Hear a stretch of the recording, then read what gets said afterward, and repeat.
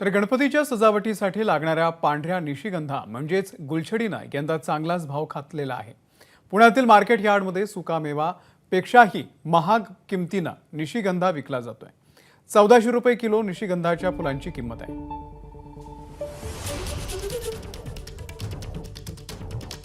गणेशोत्सवाची तयारी अंतिम टप्प्यात आली आहे। पुण्यातल्या मार्केट यार्ड परिसरात अनेक पुणेकर फुलांची खरेदी करण्यासाठी लगबग करताना दिसत आहेत। मात्र झेंडू असू देत की चमेली या सगळ्या फुलांची खरेदी करताना दिसत आहेत। मात्र सुकामेव्यापेक्षा मोदकापेक्षा सगळ्यात महाग आहे ती म्हणजे ही निशिगंधा।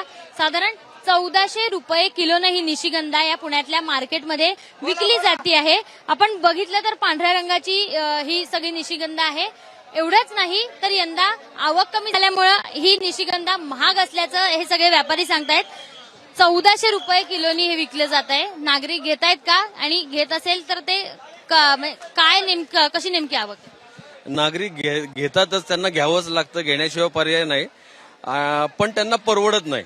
आता त्या निशिगंधाच्या फुलाची बाजारात आवक कमी असल्यामुळे आणि गणपतीमुळे त्याची मागणी जास्त असल्यामुळे त्याला जास्त दर आहे। आणि का महाग आहे? 1400 रुपये म्हणजे अतिमाग? अतिमाग असं म्हणता येणार नाही, त्याचं उत्पादन फार मर्यादित आहे त्यामुळे, आणि बाजाराची आवक सुद्धा मर्यादित आहे त्यामुळे ते महाग आहे। आणि ऑब्व्हियसली ते गणेश पूजनाला हारासाठी लागतं म्हणून ते महाग आहे। आपण बघतोय अनेक नागरिक इथे येत आहेत, किंमत विचारून जात आहेत।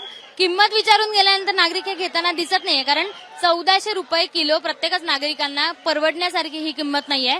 मात्र गणेशोत्सवात ही निशिगंधा यंदा भाव खाऊन जातीये।